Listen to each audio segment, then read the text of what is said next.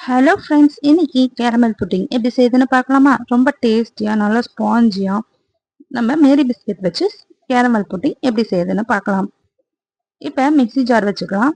அதில் ஒரு பேக்கெட் வந்து மேரி பிஸ்கெட் போட்டுக்கலாம். 2 ஏலக்காய் போட்டுக்கலாம்.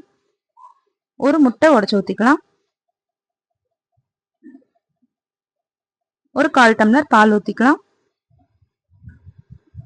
ஒரு 1/4 கப் சர்க்கரை சேர்த்துக்கலாம்.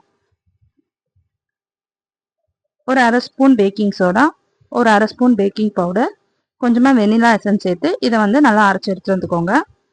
ஸோ இந்த அளவுக்கு அரைச்சி எடுத்து வந்துக்கோங்க. இப்போ வந்து நம்ம கேரமல் ரெடி பண்ணிக்கலாம். இதில் ஒரு 4 டேபிள் ஸ்பூன் சர்க்கரை சேர்த்துட்டு இதை நல்லா வந்து மெல்ட் பண்ணிக்கலாம். மெல்ட் பண்ணிட்டு கொஞ்சமாக தண்ணி ஊற்றிட்டு இதில் வந்து நம்ம கேரமல் செஞ்சு எடுத்துக்கலாம். பாருங்கள், இப்போ ரெடி ஆகிடுச்சு. இப்போ வந்து நம்ம பேக் பண்ணிடலாம்.